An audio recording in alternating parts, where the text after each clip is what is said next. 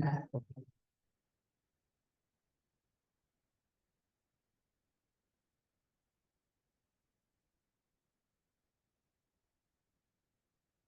pouco para você, vamos falar aqui. Tudo bem, gente? Boa tarde. Todo mundo que está, fez almoço, mais ou menos. Estamos tentando. É... Olá, boa tarde. Boa tarde. Tudo bem? Bom, alguns avisos importantes, antes, inclusive, de eu me apresentar. A gente tem aqui no nosso canto esquerdo a mão que vai fazer a entrega das bolsas para quem comprou a bolsa antecipadamente. Mas a gente vai pedir só para guardar até 1h30, mais ou menos, quando a artista que fez o design da bolsa vai chegar para as etiquetas da arte, né? Enfim, do, do perfil dela, da marca dela.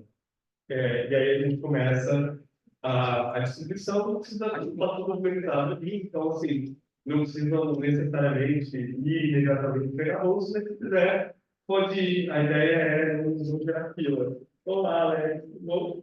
E cheguei no domingo.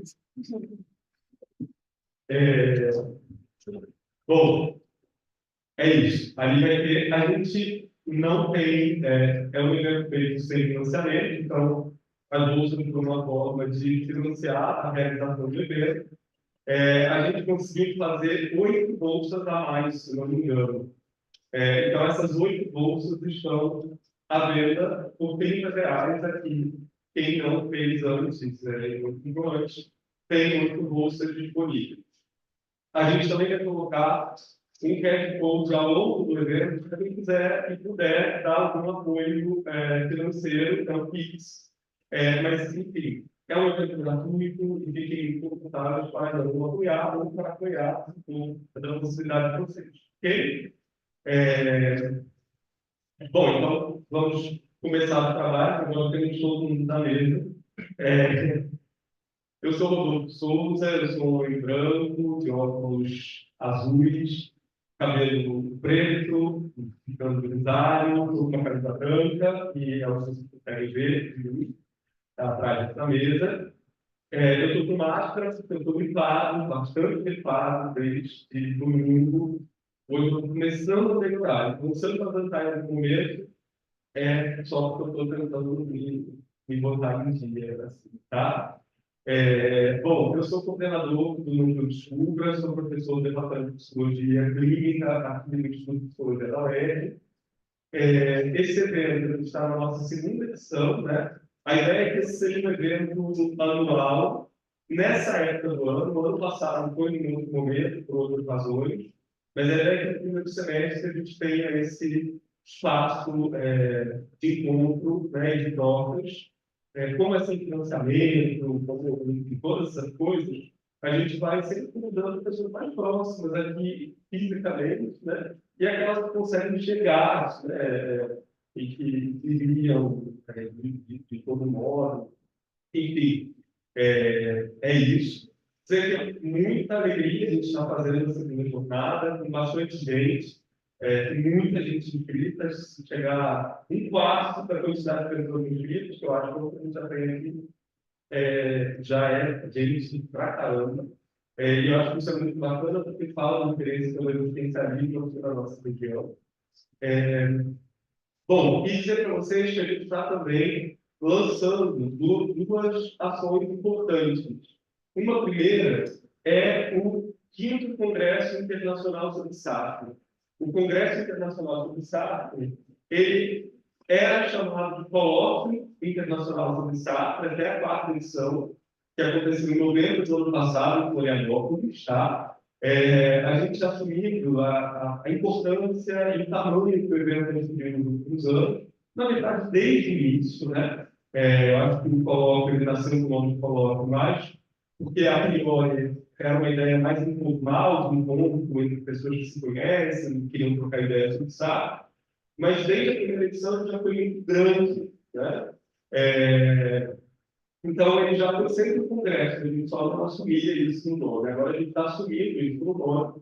Então, ano que vem, em maio do ano que vem, daqui a um ano, e 15 dias, mais ou menos, a gente vai realizar, daqui um ano e uma semana, é isso. A gente vai realizar aqui na UERJ, inclusive eles são os auditórios aqui deve, que é uma parte do evento, o 5º Congresso Internacional do PSAR. O Congresso Internacional do PSAR, nessa vez, né, vai ter como temática existencialismo hoje, subjetividade, ética, política e tecnologia. E a gente tem uma novidade, são duas, na verdade, estão conectadas. Pela primeira vez, a gente vai estar fazendo uma sessão de banho. Tem muita gente na graduação que não se sente confortável, vai apresentar uma sessão coordenada, uma comunicação oral. Tem a opção do banho, embora a gente motive estudantes de graduação a se apresentarem em publicações orais. E a sessão do banho ela também é aberta para estudantes do ensino médio, essa é a segunda novidade. Então, se vocês conhecerem pessoas que estão em escolas técnicas ou em espaços de formação do ensino médio, que têm uma pequena pesquisa, ou um grande projeto de pesquisa, ou que queiram apresentar alguma ideia para desenvolver uma parceria com algum professor, alguma professora orientadora desse trabalho, vai ser muito bem-vindo esse congresso. Tá? As inscrições abrem dia 19 e a gente mantém como uma política bastante substancialista uma lógica de preços de inscrição bastante arrojada, perto do que a gente vê por aí em congressos acadêmicos, principalmente na área de psicologia. Então, estudantes de ensino médio pagam R$ 50 a qualquer tempo que se inscreverem, estudantes cotistas de graduação e pós-graduação R$ 90 a qualquer tempo, e os valores não mudam muito a partir de R$ 90. Assim, o estudante de graduação não cotista está sempre alguma coisinha e profissional, o valor mais alto do loja, R$ 200 e tantos reais, tá? A gente sabe que é muito dinheiro, mas os congressos na nossa área tem que estar R$ 400, R$ 500, é um valor bem alto, tá?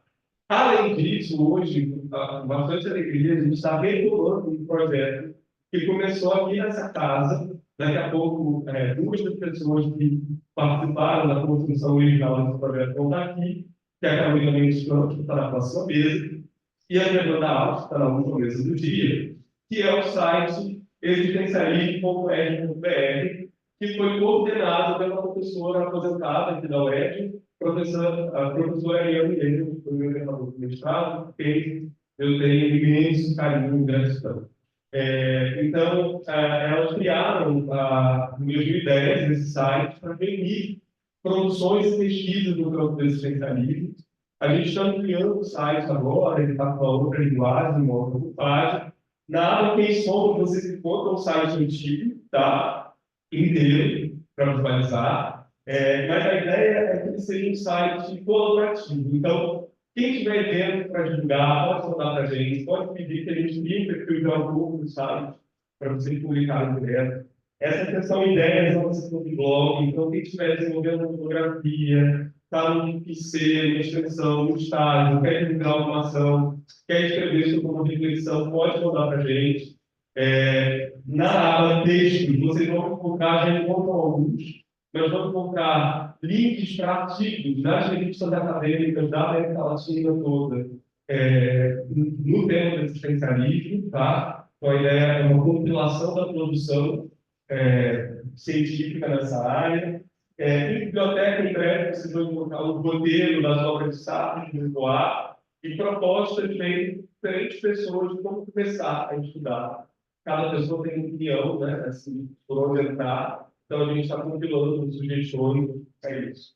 Então, depois passei pelo site, na vídeo, vocês vão para o canal do Descubra no YouTube, em que vocês encontram, por exemplo, a primeira jornada, tá? É isso. Agradecer imensamente a presença de todas as pessoas que cá estão, e, em especial, a equipe Descubra que fez esse negócio acontecer. Então, eu vou, na figura das pessoas da equipe que estão aqui, apontar para a equipe toda. Então, a gente tem o João, Luiz, Lídia, Júlia, Gabi, Daniel, Milena, Amanda. Tem mais alguém que eu ouvi, Marco, está por aí. Tem mais pessoas, uma equipe grande, tá? E bom, e fazem com muita lindeza esse evento inteiro, desde a primeira edição. e muitas outras coisas, né? Não só o decreto, tem aqui tudo que a gente faz para expor. É isso. Obrigado mais uma vez e sejam bem-vindas aqui ao ERD e à segunda jornada internacional do curso. Passamos para a mesa, cadê para Daniel?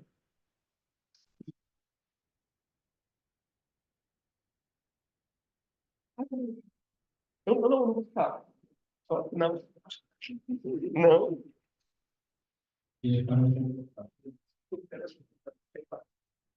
Boa tarde, gente.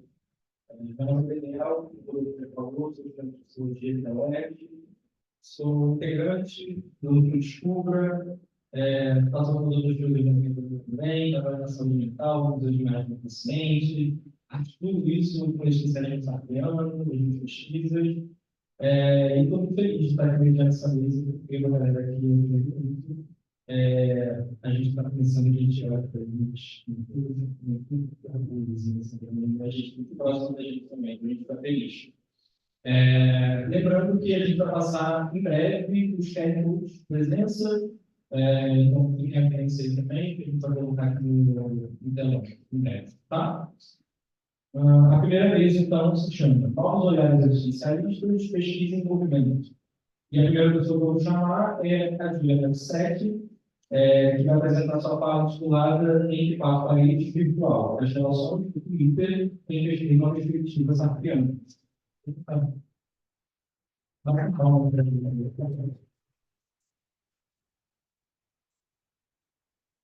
A Júlia é psicóloga formada pela Universidade de Estado de Sá, especialista na área de psicologia clínica, pelo Instituto de Psicologia Farmacológica e Social do Rio de Janeiro, do IFEM, com formação complementar em comunicação não violenta do Instituto CNV do Brasil. Já trabalhou como voluntário no Centro de Valorização da Vida, CVV, e no projeto de extensão Clínica da Depressão da Universidade Federal Fluminense da UFRJ. Atualmente atua como psicóloga clínica particular, atendendo adolescentes, adultos e idosos. A próxima pessoa que eu vou chamar é o Alex Navarro Vasconcelos. E eu vou encarar a fala intitulada Sartre para além de Sartre, pensando a difusão global a partir da prática de um movimento social.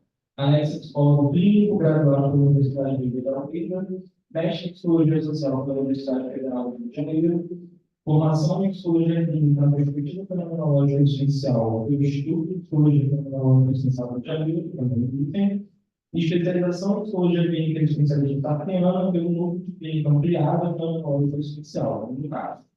Coordenador do CENT, no caso, graduado em História pela UFRJ. A próxima pessoa é o Matheus Silva. Pode ir. Se desde lá eu tenho variedade na contemporaneidade, diálogos possíveis entre Sartre e Miyazaki. Matheus é psicólogo, mestre pelo programa de pós-graduação em Psicologia Social da Universidade do Estado do Rio de Janeiro, da UERJ.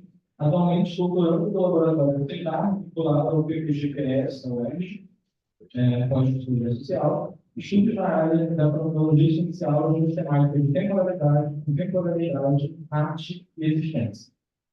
E a última pessoa é a Letícia Rosa Benkessi, que apresentará o trabalho intitulado Liberdade, Alienação e Diálogo na Clínica Pensar. Letícia é psicóloga, formada pela Pontifícia Universidade Católica de Campinas, com especialização em Psicologia Clínica, Produtos Clínica Ampliada pela Palavra Essencial, no caso, atua com abordagem existencialista sartriana como sua particular, tem experiência em serviços públicos de saúde mental, como CAPS e ambulatório de psiquiatria. Tem pesquisado a clínica para a perspectiva do existencialismo sartriano. Então, e veio de Campinas para falar para a gente. Muito obrigado. Estou pensando nisso. A gente vai começar.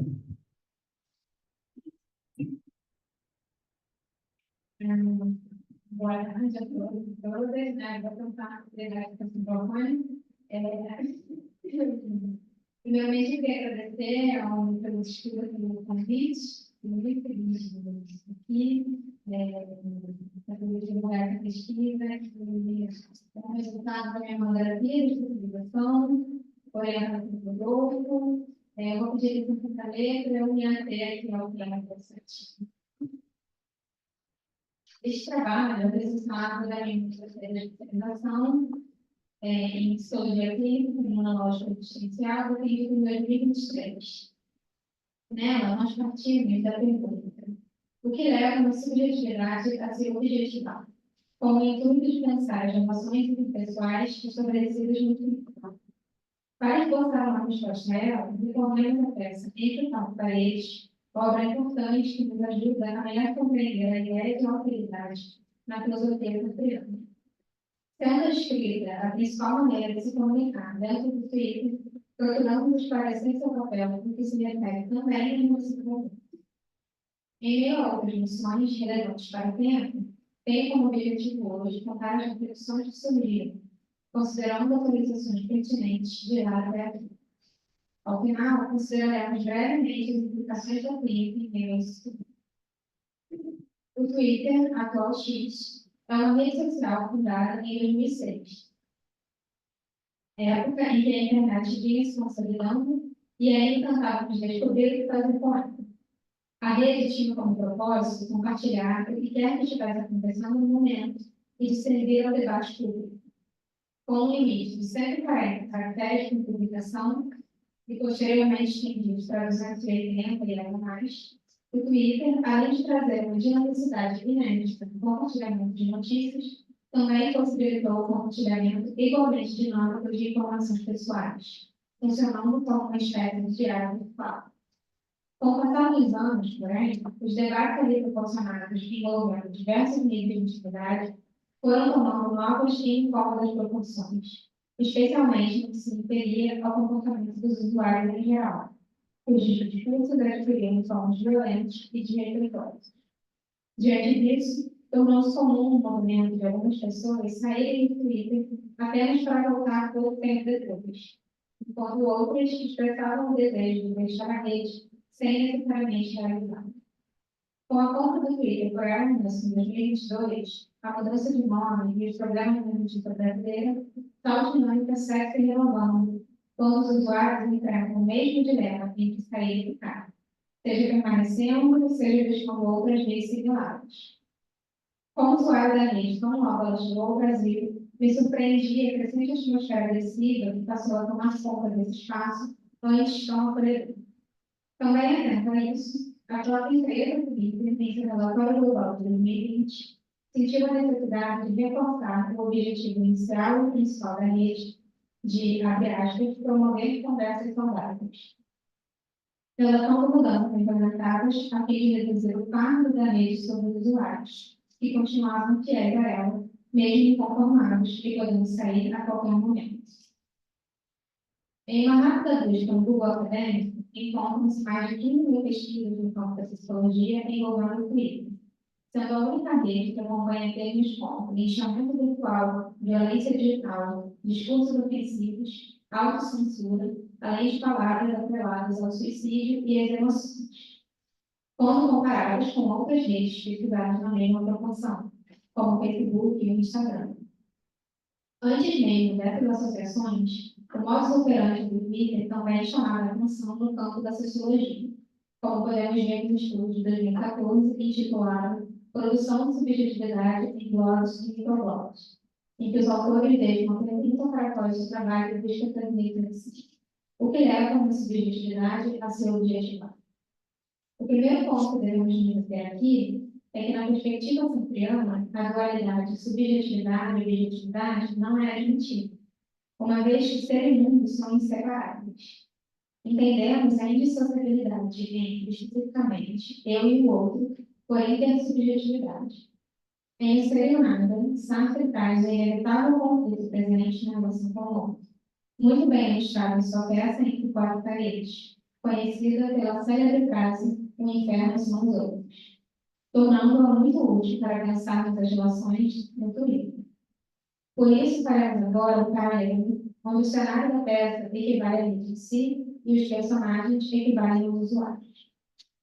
A peça tem como enredo 3 personagens mortos que são condenados a um inferno, diferente daquele que costuma ser imaginado.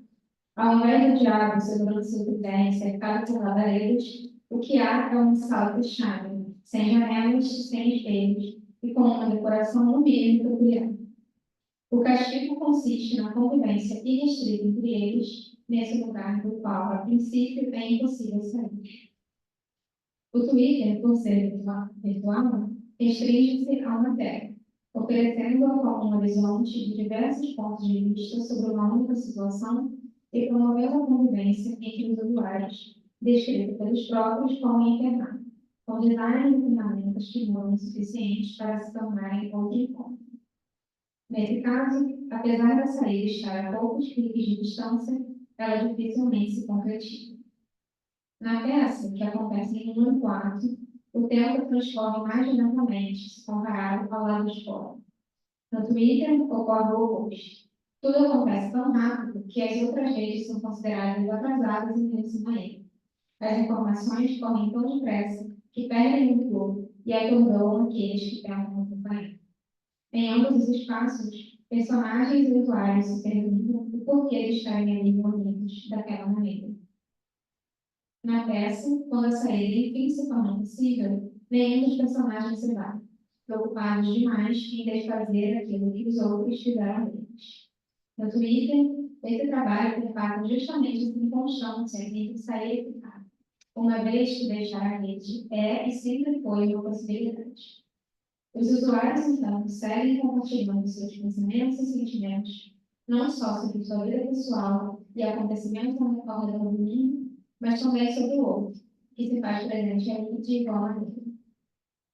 A exposição das próprias atividades nas redes sociais é denominada pela psicóloga Carolina Mitch Campos como extremidade virtual, isto é, esse desejo específico de compartilhar sobre si mesmo via texto, fotos e vídeos. Em suas palavras, abre aspas, a extremidade virtual pode ser entendida como uma tentativa de vivenciar tudo aquilo que se almeja nos nossos íntimos, sem que os riscos e tensões estejam em cena. Pensando na via de compartilhamento de si mesmo nas redes, de modo geral, o Twitter tem um diferencial com relação aos demais. Enquanto o Instagram é composto majoritariamente por fotos e o TikTok por vídeos, por exemplo, o Twitter tem como base um dos meios de comunicação mais antigos da humanidade, a escrita, que, por sua vez, anda lado a lado com a necessidade de ser vista. Vejamos, por exemplo, parte de uma carta do imperador Marco Aurélio destinada a Salomão. Vamos ver. Eu dormi pouco por causa de uma ligeira indisposição. Passei o tempo desde as primeiras horas da noite até a terceira hora do dia, em parte a ler, em parte a escrever despreocupadamente. Em seguida, após ter apresentado saudações ao meu pai, degluti água apagada no mel até agora, adoçando a da. Em seguida, fomos comer. O que pensas que jantei? Um pouco de pão, enquanto observava os outros a devorar ostras, cebolas e sardinhas bem loucas. Depois, estudei um pouco, mas sem proveitos. Em seguida, conversei longamente com minha mãezinha, que se tinha sentado na beira da cama. E assim por diante, a ainda diz que tomou banho e que foi se preparar para dormir. Se ajustarmos o vocabulário e a forma de falar para os dias atuais, é um trecho que poderia se converter facilmente em pelo menos 3 publicações no Twitter. Esse fragmento foi retirado do texto A Estupefia de Michel Foucault, no qual ele estuda, dentre outros documentos, as cartas trocadas entre filósofos e seus discípulos, compartilhando detalhes sobre seu cotidiano, assim como os usuários do Twitter fazem em suas contas. Como escreve Foucault, abre aspas, não por causa da importância dos acontecimentos que teriam podido marcá-lo, mas justamente na medida em que ele nada tem para deixar de ser igual a todos os outros, atestando assim não a relevância de uma atividade, mas a qualidade de um modo de ser. Para o autor, escrever sobre si é mostrar-se a si mesmo, assim como escrever para um outro é mostrar-se a esse outro, se colocar diante do seu olhar.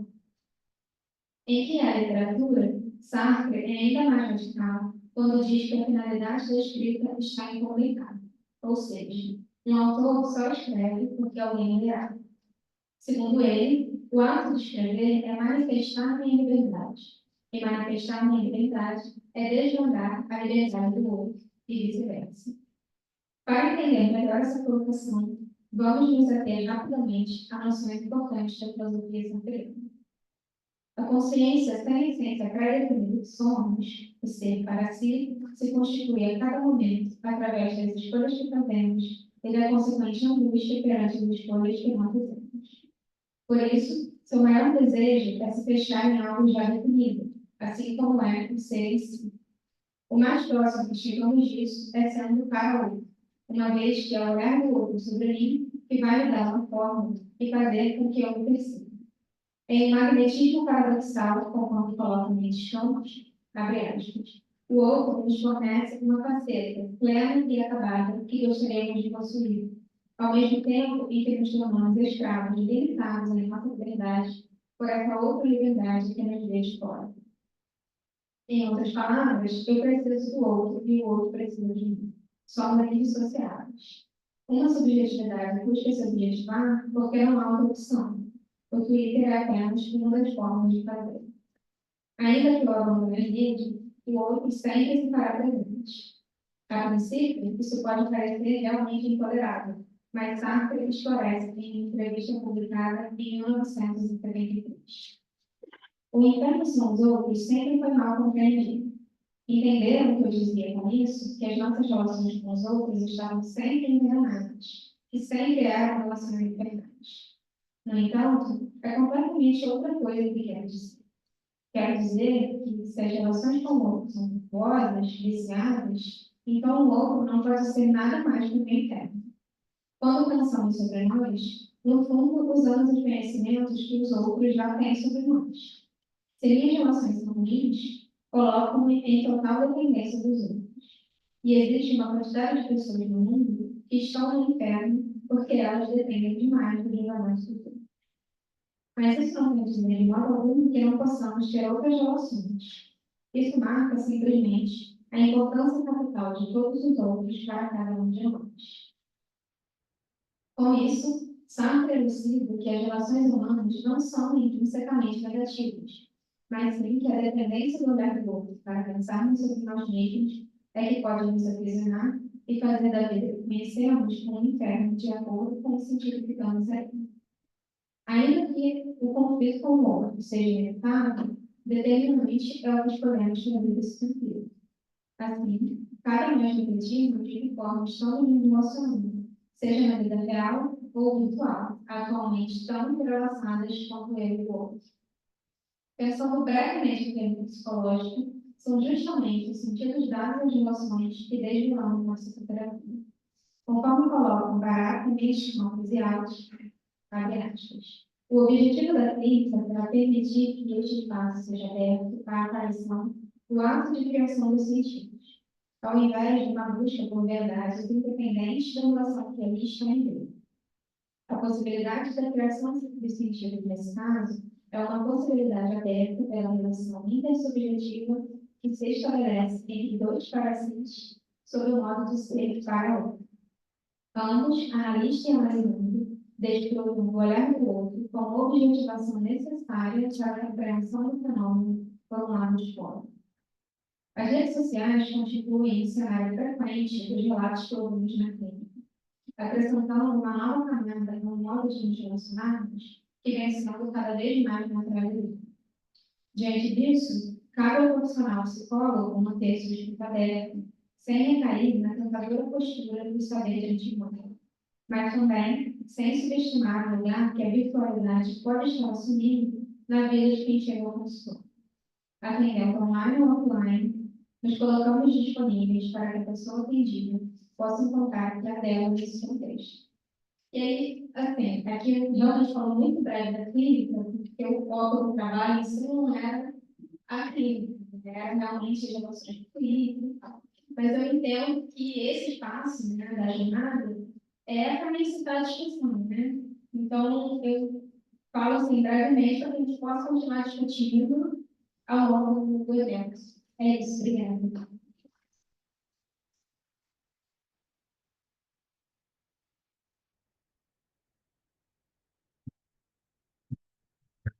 Marcos de perguntas, por favor, nova vez. A gente abre uma rodada e a gente pode participar. Uma coisa que eu esqueci de falar, o biscoitinho do café está liberado, tá? vamos pegar esse grande, vamos pegar assim, é muito tarde. Antes de passar para o Alex, só explicar que enquanto ele fala, eu vou passar para vocês pegando esses jornais. Eu tenho 6 jornais, eu vou entregar 2 por fileira, e vocês vão circulando com eles, tá? Obrigado.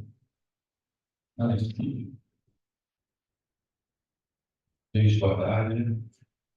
Eu não preparei um PowerPoint para visualizar o que eu vou falar com o social, né? Então, para você que é algum dos jornais do próprio movimento da organização, para vocês darem uma olhada e aí depois possa comentar. E eu vou deixar com o grupo de estudo também algumas coisas, tá? Então, está aqui iniciando o seguinte, né? Obrigado. Então, vamos lá, pessoal. A ideia é ser mais dialogada, né? Muito falado dentro aqui, tem vantagem de vantagem, mas vamos ver se assim envolve. Então, esse trabalho ele vem a partir do desdobramento da legislação, talvez de público, né? O professor vai estar lá no PJ. E a ideia é a gente pensar um Sartre, para além de Sartre, a ideia estudo desde o grupo. Né? Então, ele coloca ali no cenário da razão dialética, onde tem uma aproximação maior, né, com o narcisismo, para dialogar, isso aí então, a partir daí, vai fazer uma discussão mais forte com o narcisismo. De Cristo, ele parte a parte também, na verdade, ele vai encontrar muita coisa na crise da razão dialética. E é aplicado uma coisa que acho que é cada vez mais importante a gente frisar. Né? Tem uma diferença importante aqui no existencialismo sartriano do que os outros existencialistas. Tem alguma coisa de engajamento no nosso tempo. Então, é muito diferente, por exemplo, se pegar a parte errada. Tá? Tem uma especificidade, uma peculiaridade. Então, a gente precisa estar atento às questões do nosso tempo. Se não for assim, não é Sartre, não faz sentido. Né? Usar ali como se fosse só uma ferramenta, um instrumento, enfim. E muito facilmente a gente pode cair nisso, a gente que vive na sociedade, e cair no sistema geral. Né? É muito fácil, né? Porque é libertário, então, daí vai. Né? O senso comum pensa isso como quiser. Então, feito esse disclaimer aqui, então, qual é a preocupação e qual é o diálogo possível a partir do movimento social? O que o movimento social tem para dizer para a gente, inclusive para quem? Né? Então, esse é o discurso aqui hoje. Né? É claro que a dissertação em si, ela é dentro da psicologia social, então não tem essa pretensão clínica, né? Mas a partir da praxis desse movimento social, eu vejo uma coisa que pode contribuir aqui a gente para pensar a clínica, em especial a clínica de casais. De casais e familiares. Tá? Bem, beleza. Então, da crítica da dialética, ele vai falar sobre grupos, ele vai estudar os grupos como uma potência, né? Como uma possibilidade para a recuperação do sujeito histórico. Ou seja, não só a gente reproduzir as dinâmicas da sociedade cristã, né? Mas também poder imaginar outros futuros possíveis e ampliar o nosso próprio horizonte de possibilidades individual, né? Então, o grupo ele potencializa a nossa liberdade nesse sentido. Liberdade de fazer história, de se fazer enquanto sujeito histórico. Isso, de novo, isso é importante, né? Não muito tempo atrás, a gente teve o Francisco Furlan, falando sobre a história, no final da Guerra Fria, então, né? E o que ele quis dizer com isso? Olha, a partir de aqui, tudo é a reprodução desse modelo de história. Então, ou seja, a história não está mais em disputa. Se é sempre a reprodução do mesmo modelo, e cabe gente só a aceitar isso passivamente. Né? A ideia do Sartre é exatamente se contrapor a esse tipo de argumento. Né? É claro que não é um argumento de Sartre, mas se for esse tipo de argumento, e ao mesmo tempo que recupera o sujeito histórico dentro do próprio diálogo com o marxismo, e aí outro escreve importante aqui. Né? O marxismo, na época do Sartre, ele era muito influenciado por aquele pensamento stalinista. Né? Então, muito hierarquizado, burocratizado. o sujeito perdia também o seu caráter de sujeito histórico aqui dentro do que era visto como mais importante, né? Que era, enfim, o partido deveria ser o baluarte da razão, do movimento histórico que foi feito. Né? Então, você perde e se dilui na homogeneidade do que era o partido, né? O Partido Comunista atual. Né? Então, dentro desse cenário, o diálogo o diálogo marxista, ele vai propor os estudos, né? Então ele vai categorizar os grupos como inclusão, organizado, né? E aí esses grupos, a tendência, se você sabe, é você ter um certo processo de burocratização, né? Então como é que surge um grupo? O grupo de inclusão surge quando tem um tipo em comum para poder existir, né? Então, por exemplo, greves. Se eu pegar as próprias greves do ABC, né?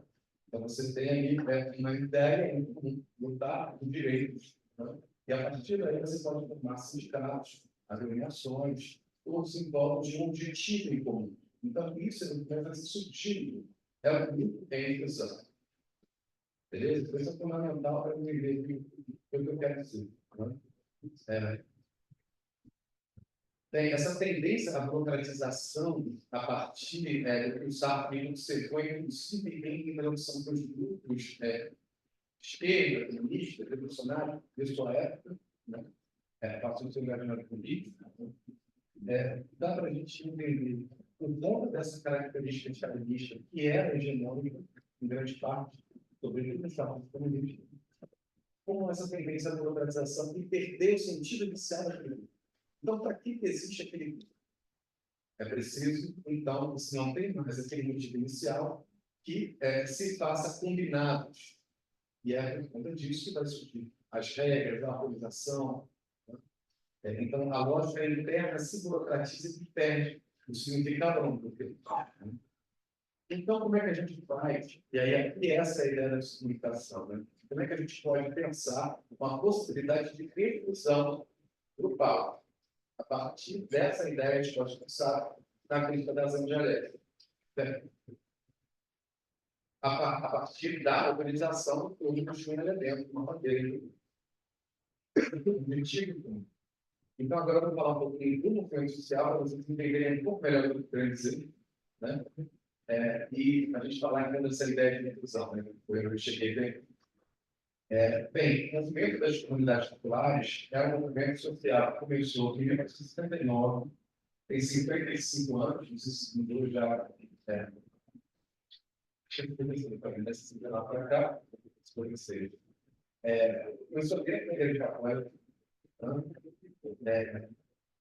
de longa data, tem várias bases diferentes, e aí diferente é muito diferente que a gente vê no nosso tempo de história. A questão da identidade para eles não é um ponto de chegada, mas sim um de partida. Isso é importante. E ver, ao longo do tempo, eles mudam a própria nomenclatura do grupo por conta disso. O que é importante não é a identidade, sim, eles estão fazendo isso. Né? Então, para se manterem fiéis aos objetivos gerais do grupo, eles vão mudando a estratégia. O objetivo geral é mudar de acordo com essa estratégia, e as estratégias são modificadas a partir das mudanças do próprio tempo histórico, que são mais de 50 anos de movimento social. Tá? Ou seja, o que tem aqui dentro do grupo? Né? A dinâmica do grupo, ela prevê, primeiro, uma autoavaliação constante, uma autocrítica constante, encontros presenciais, inclusive presenciais, em 2 deles, para poder fazer a transição. E, além disso, o método. Esse é a cereja do bolo, da onde eu acho que dá para tirar alguma coisa aqui para a psicologia social e para a psicologia clínica. O método de trabalho deles com as bases. Trabalho de base, como se faz mais, né? Muito poucas organizações conseguem ainda fazer trabalho de base hoje em dia, né? E eles fazem. Então, como é que funciona esse método? Eles têm 4 perguntas no dia todo. Então, quando eles chegam numa comunidade, eles não chegam querendo entender a verdade deles, né? E eles consideram que sejam mais importantes. exatamente o oposto disso. Olha, o que é o principal problema aqui? O que vocês acham? O que vocês identificam que seja o principal problema desse local? Né? Então, a comunidade, ela se junta, deve ser atacada primeiro. Né? A partir daí, beleza. Qual é a causa desse problema? Que essa pergunta ela pode ser extremamente política. Né? Você vai na raiz, você vai ser radical, né? Vai na raiz do problema. Então, não é uma medida paliativa que eles vão atacar. Né? Vão atacar a raiz do problema. O que já foi feito para tentar resolver esse problema? O que deu certo, o que não deu certo? Para, a partir daí, dessas primeiras perguntas, elaborar em conjunto alguma coisa para atacar aquele problema ali. Né? Uma proposta a partir de um elemento em comum, né? Que vai ser, vou dar um exemplo, para ficar mais fácil. A Jutuí é uma das líderes do movimento desde lá no início. Né? Ela começou, se não me engano, em Pernambuco, né? E ela tem contato com o movimento a partir da questão da coleta de lixo na comunidade brasileira, que não tinha coleta de lixo. O prefeito foi, fez alguns prédios populares e colocou ali a questão da coleta de lixo. Então, a partir daí, e seguindo esse método, que eles chamam de método de massas, né? A partir da introdução do hipótese e para o peito, né? Eles identificam esse problema do lixo, fazem mobilizações e conseguem, então, que o prefeito coloque ali na roda da coleta de lixo a comunidade dele. Beleza, e agora temos um problema. Né? Aquela mobilização inicial, aquela bandeira em comum inicial, acabou. Né? O que mantém esse grupo unido agora? Prioridade. E aí está a proposta da redução. Como é que o grupo faz? Como é que esse movimento vai? Olha, então vamos para uma segunda rodada de perguntas sobre qual é, então, o próximo tema a ser atacado. Né?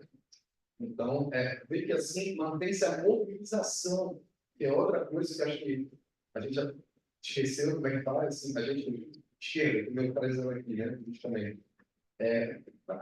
Já aprendemos a fazer, né? A mobilização. Então, assim, o trabalho é consistente, constante com a base, constante. É isso que talvez a gente possa dizer, direito quase hoje nas redes sociais, incluindo aí da internet, né, das redes sociais, tá? Então, mobilização constante. E essa é a proposta. Né? Então, como é que faz uma refusão? Como é que é possível uma refusão? Através de um combinado, através de um diálogo, através de um tema a ser atacado, a ser contemplado, a partir desse diálogo, desse combinado, desse contrato, né, entre comuns. E isso aqui pode ser colocado tanto para o movimento social, quanto também pegando para a própria clínica. Né? E aí, inclusive, estou atendendo casais e estou usando essa metodologia e tem funcionado. Né? Até aqui, então, é bem interessante esse propósito. Né? De novo, né, gente, assim, toda a psicologia é psicologia social. Se a gente não ficar bem atento a isso, o que a gente está fazendo? Né? A gente está só reproduzindo, mais uma vez, uma lógica, uma dinâmica societária que não repito, não é o lugar da nossa abordagem, pelo menos, como eu tentar em volta de mim crenças. Né? A nossa abordagem ela é contradinâmica por natureza. Será que a gente pode falar alguma coisa desse tipo? Né?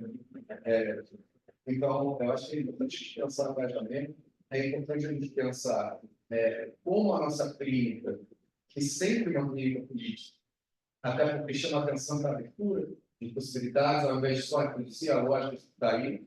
Né? Então, como é que é possível essa introdução do nosso tempo histórico? Né? Então, acho que dá para deixar um pouquinho mais ali. Chegou primeiro 7 minutos antes, seguindo, tá bem? A gente tem perguntas e vai dialogando, tá bem? É isso.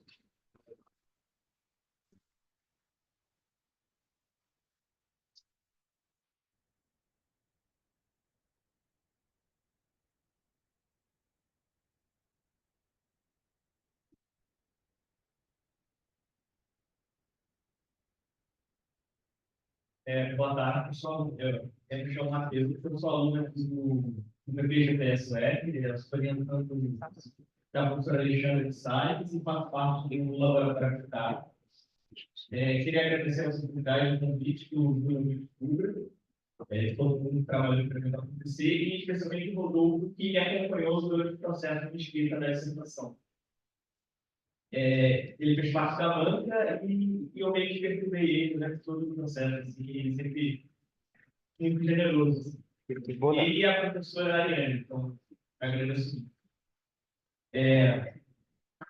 A minha fala de hoje é um recorte da dissertação. E o título dela é Revelar da temporalidade, na contemporaneidade, de algo possível exercitar em Miyazaki.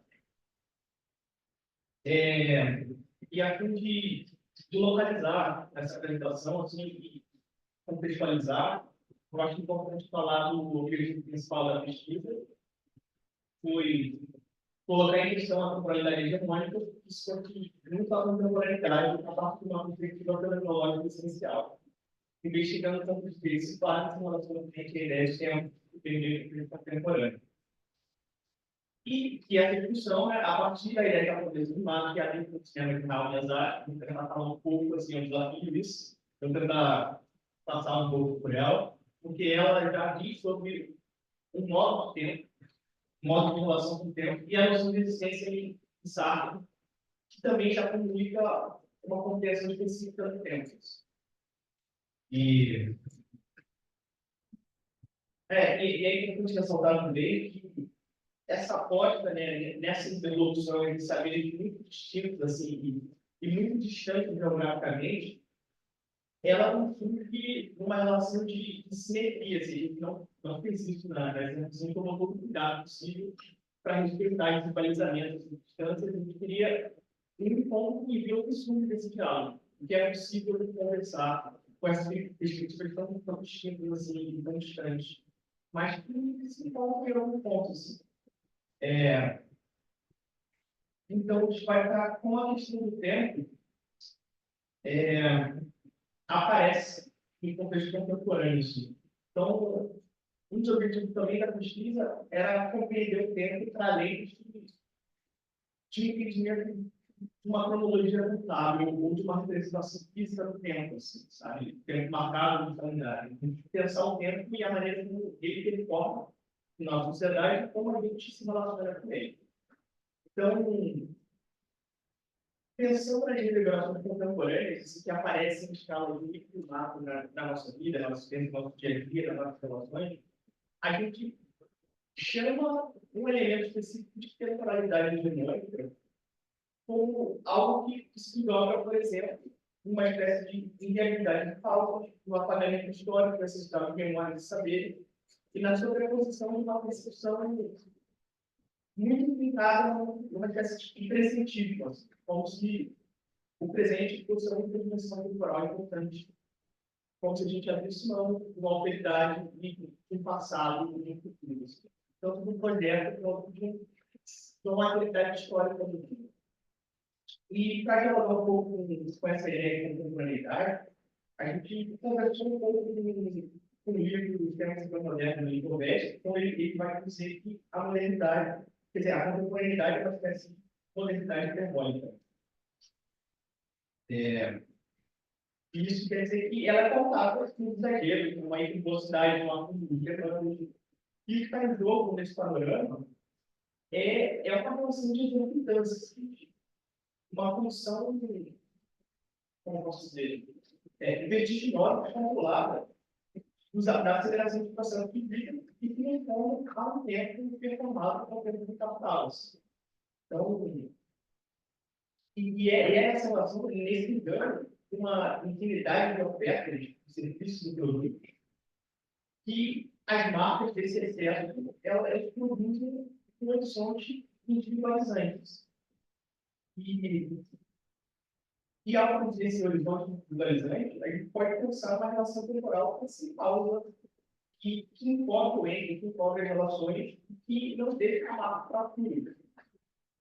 E a partir desse pensamento, eu caminhei com algumas perguntas ao longo da pesquisa, foram como a forma possível de frente à temporalidade hegemônica. É possível pensar num tempo ou outro como resistir às demandas da contemporaneidade enquanto progresso que nos engole nesse vórtice psicológico. E o primeiro passo que eu tentei dar foi começar pela noção de existência estável.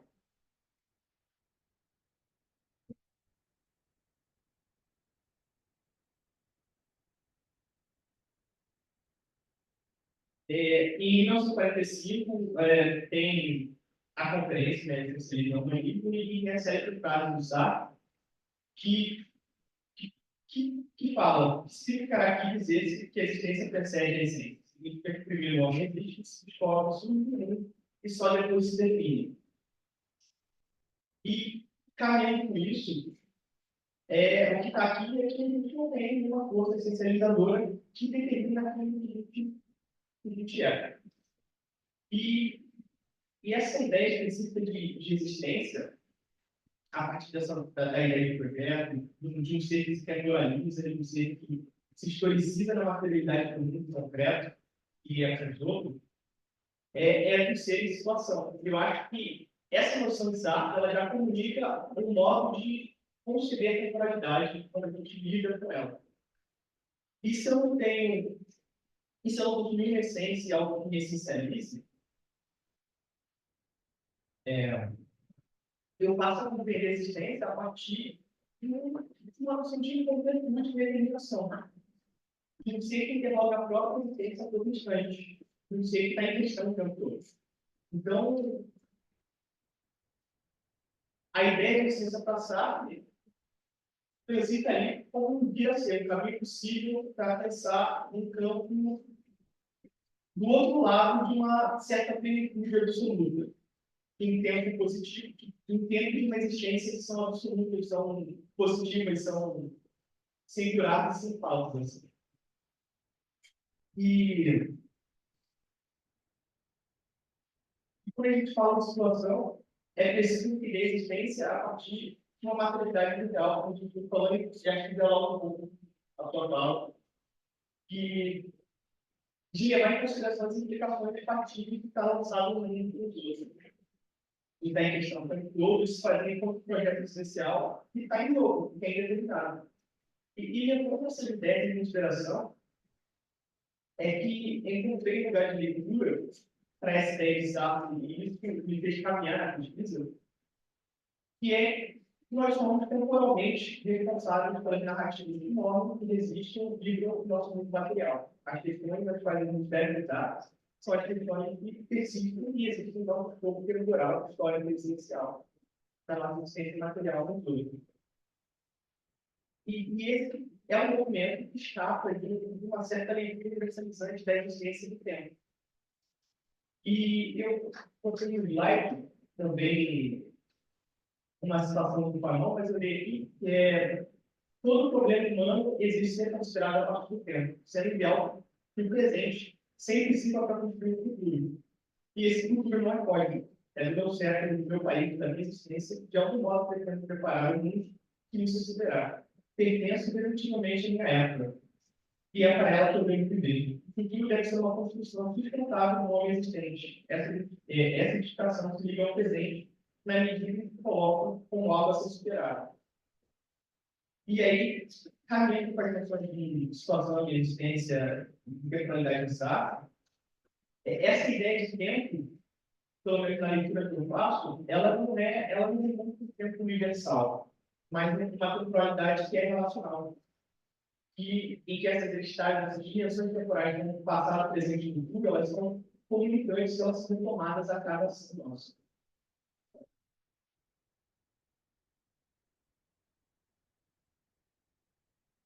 Então, a nossa existência, que é essa existência temporalista, ela sustenta nela própria um certo meio, um certo espaço ali, que você tem uma e um campo de negatividade disponível, em direção. Em outras palavras, a gente pode dizer que essa temporalidade ela se dá em ato, ela se dá com Deus, ela se dá no mundo material. e ela retoma a todo instante essa existência do tempo, né? Passado, presente, futuro de cada ação. E pensando nessa ideia de existência dada, eu tentei fazer um diálogo entre ele e as obras de Miyazaki, e que eu também entendo que Miyazaki, apesar de... Eu vou fazer uma discussão do Miyazaki, mas eu entendo Miyazaki como um artista visceralmente contemporâneo. Assim. Ele é ligado visceralmente às questões do próprio tempo dele, etc. Então, o Miyazaki ele nasceu em 1941, no meio da Segunda Guerra Mundial, e nesse contexto ele vai acompanhando as obras de Miyazaki em todos os processos da vida dele e existenciais também. Então, a relação familiar, a relação com a política, ele foi marxista por muito tempo, depois ele fala que não é mais, e eu discordo dele, porque ele continua muito ligado às questões, ele trabalha nisso. Sendo que, tá, vou falar um pouco, o Miyazaki ele é co-fundador do Estúdio Ghibli, eu acho que alguns de vocês podem devem conhecer, é um estúdio japonês de animação, que fez obras famosas como a Velha de Chihiro, o Castelo Animado, o Senhor do Totoro, Túmulo dos Vagalumes. E um dos elementos que existem nas obras de Miyazaki que me chamam muita atenção é que em diversos momentos dos filmes a gente consegue experimentar a temporalidade da narrativa e da trama junto ao personagem do filme. Então, e o recorte que a gente fez na apresentação foi junto mais especificamente com a Velha de Chihiro, mas eu tentei fazer uma coisa mais generalista que está no tempo também e tentar correr de tudo.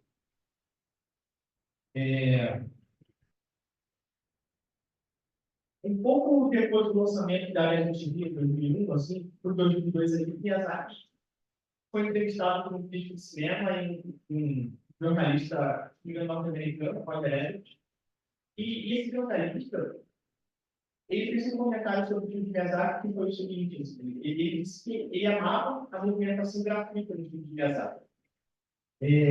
Como se, que, ao invés de todo o movimento ser estado na história, às vezes as pessoas, os personagens, querem apenas se sentar por um momento ou suspirar, ou fazer algo mesmo, sem avançar no curso da história, mas passando pela sensação de tempo e lugar de quem elas são.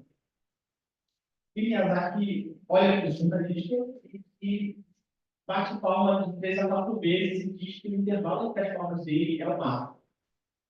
E ele disse que, assim, em japonês a gente tem uma palavra para essa sensação de gravidade, como você disse, e ele atenta para, caso você tenha, e ele responde assim o comentário, caso você tenha uma ação interrupta, sem espaço algum para respirar, são apenas negócios. Mas caso faça muito grande, então a atenção do contribuidor do grupo cresce em uma dimensão ainda maior. Se você tiver somente uma condição de extensão em 30 graus o tempo todo, você ficará indiferente. E ele continua dizendo que as pessoas que fazem comigo estão com medo do silêncio. Por isso elas querem incrementar mais. Elas estão com medo da audiência que é refugiada, se levanta o surdo para pegar no copo. Isso é um caminho para não fazer aparecer as faltas, né? Para tentar, quer dizer, Miyazaki nos condições um caminho de fazer aparecer as faltas, né? Procurar as possibilidades. E eu vou tentar só explicar o mar. E quando ele fala sobre o mar, tem uma pesquisadora brasileira chamada Michiko Kano, que a tese doutorado dela foi sobre o mar, e é muito voltada para a semiótica e arquitetura, só que conversa muito com a gente, porque a ideia mar ela tem diversas representações. Então, para explicar um pouco sobre a escrita do kanji, ela é um jogo de 2 palavras, que é sol e portinhola, e é uma proporção que o entre-espaço aparece. Assim, é uma das traduções de entre-espaço ou espaço intervalar. E é uma composição de 2 portinholas, atrás do retórico, sobre entre-espaço e serviço do sol. E quando a gente foi traduzir essa palavra para o português e trazer a discussão para cá, ela pensou na ideia de vazio e viu que isso talvez confundisse um pouco e preferiu a condição como um espaço radicalmente disponível. E é importante ressaltar que o mar, ele não é uma coisa, ele não é um objeto. Ele só está em relação. Então, ele precisa estar junto com os outros e ele sempre remonta a uma facilidade e a uma temporalidade. Então, ele se está em relação. E eu botei a foto de duas cenas que aparecem, que são mais famosas nessa discussão de como o mar aparece na filmografia do Miyazaki. É a cena do trem, que quem deve levar, me lembrar, são 5 minutos de que nada acontece, mas também são 5 minutos em que a gente tem uma pausa depois de uma tensão muito grande do filme, e aonde a personagem consegue parar pela primeira vez, sem nenhuma fala no filme, refletir sobre as ações dela e como ela tinha mudado depois que entrou naquele outro mundo. Então,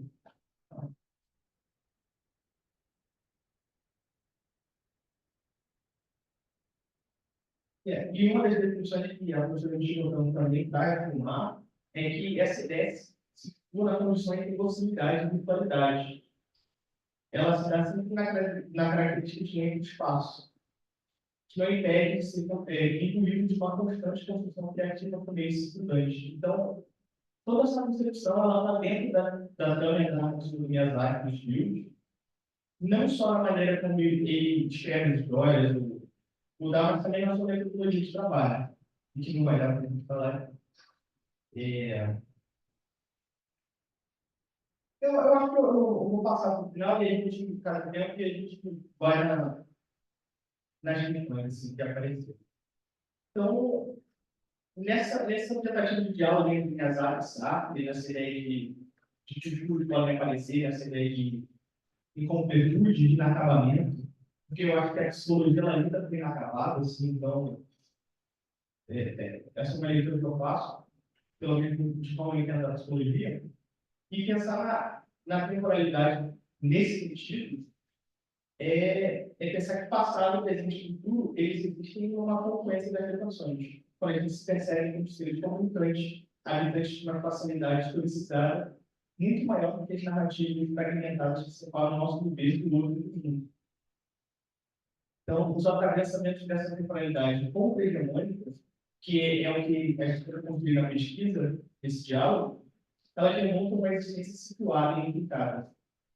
Tanto no resgate dessas memórias na valorização política da viagem de volta, que é fazendo uma menção à viagem de vida, porque ela vai para o mundo dos espíritos, e a narrativa sempre transita entre as memórias do passado, do presente e do futuro, e a gente não sabe muito bem como a narrativa do tempo ela opera ali, ela vai linear, e linha espacial também. E o espaço e tempo também se compreendido de maneira relacional. E que a construção desse presente do futuro não perca o seu horizonte de tarefa histórica, política e social do mundo circundante. Então, sempre voltando para a materialidade. Por isso que eu acho que a ideia de existência, de situação do Sartre, ela já comunica uma temporalidade, uma compreensão da temporalidade muito específica e que eu acho que a gente não pode perder no horizonte. Vou deixar aberto para a gente ir conversando. Tá.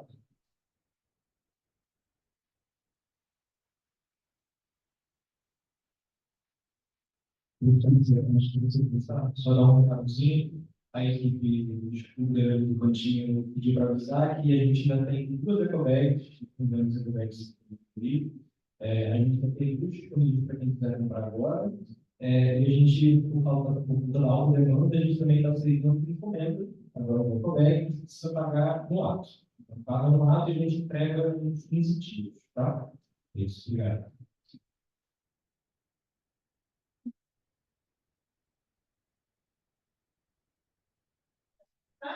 Boa tarde, gente. Eu quero agradecer o convite, claro. Eu estou muito feliz de ter ouvido os meus colegas durante, acho que vocês dão um suporte teórico que eu não vou fazer aqui. Então, eu trago hoje um pouco diferente, que é um diálogo que eu tive em sessão uma vez com uma paciente. Eu vou explicar melhor. O que me motiva a temática de hoje é o interesse e curiosidade. Não se chama isso de pesquisa ainda, então é uma experiência chamada de um convite para quem também se interessar com o tema liberdade de alienação, bora conversar.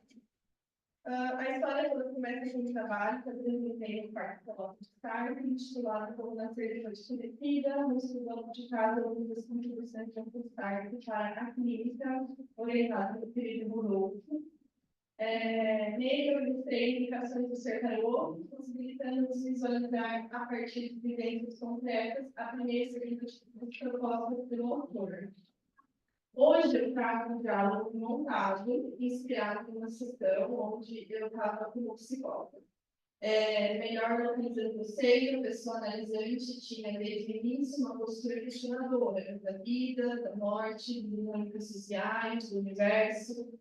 Questionava a psiquiatria com afinco e pouco antes desse diálogo ela se interessou em saber quem era Sartre e o que era existencialismo.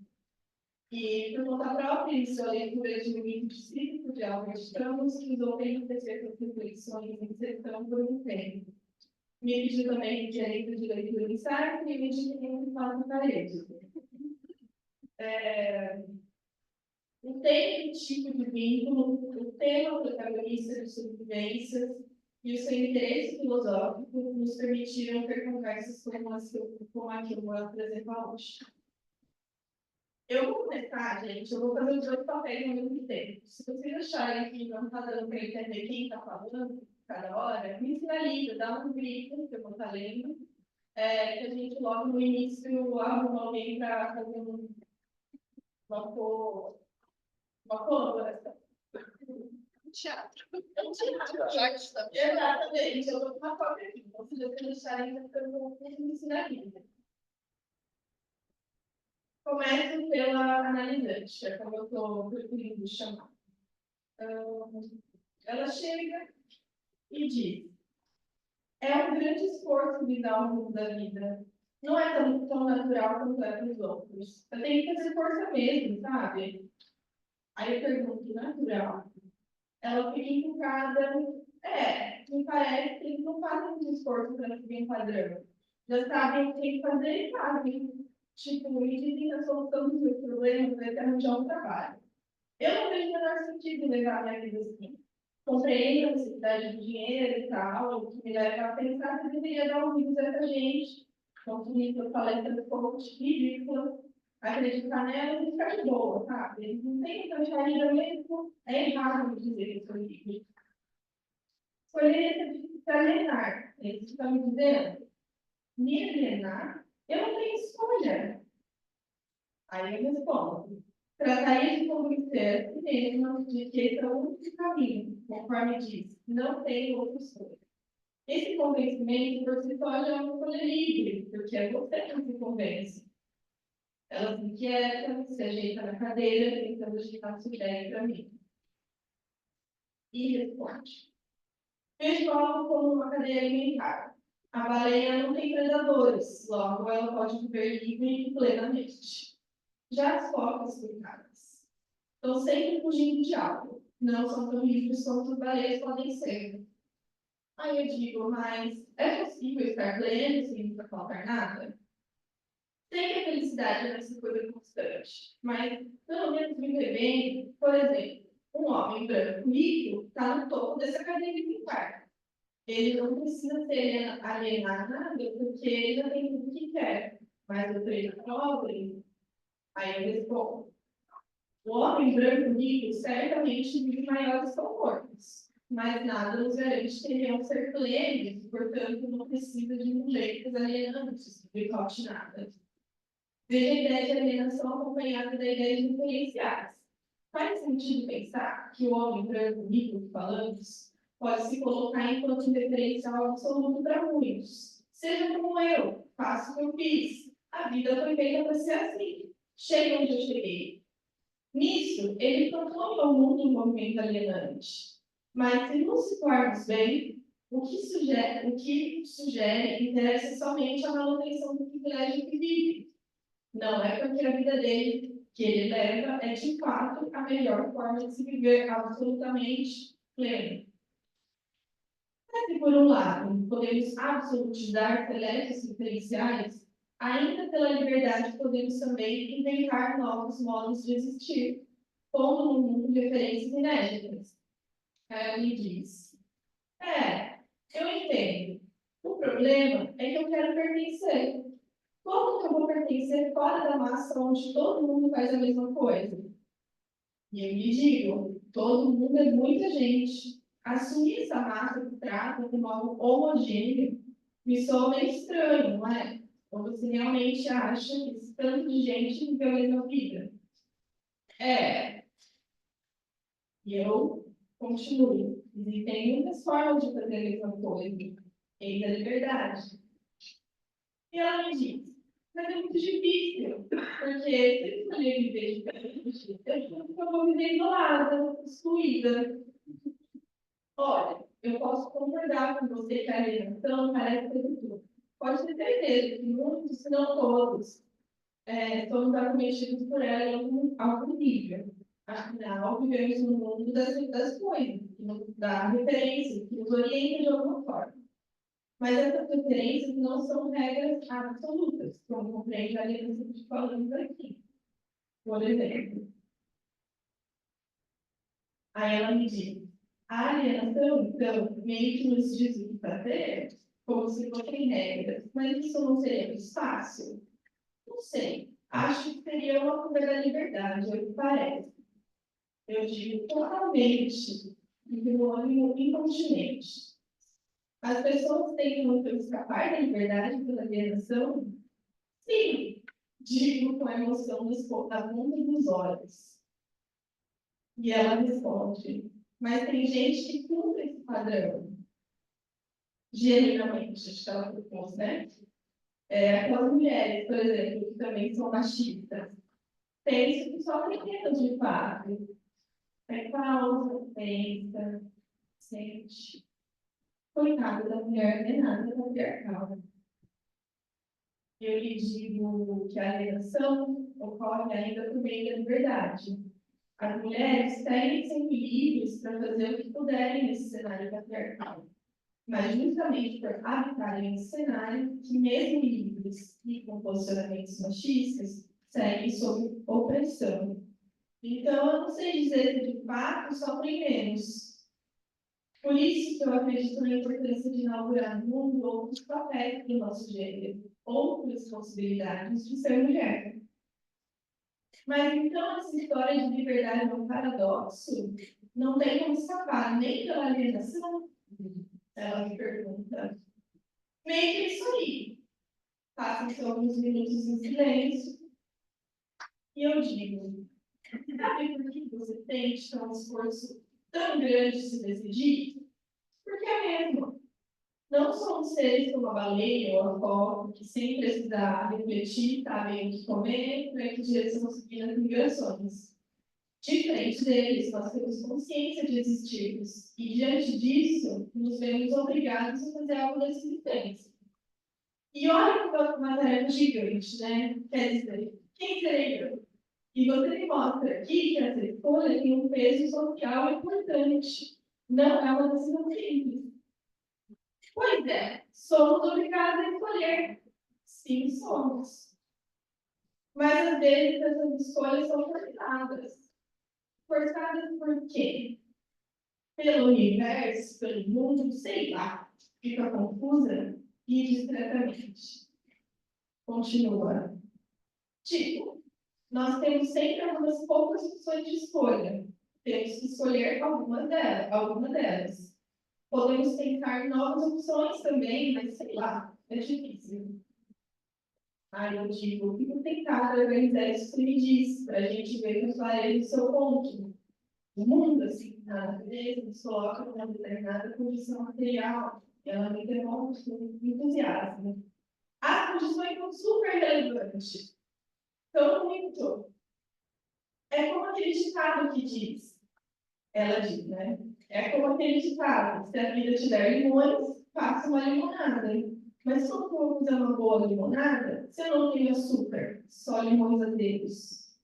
Aí eu respondo, podemos criar novos referenciais, lembra? dar outras possibilidades para o limão.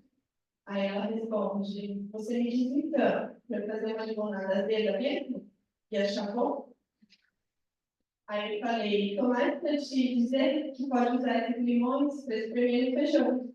É, cara, espremer no peixe frito? Aí é bom. Desculpa, parece bom.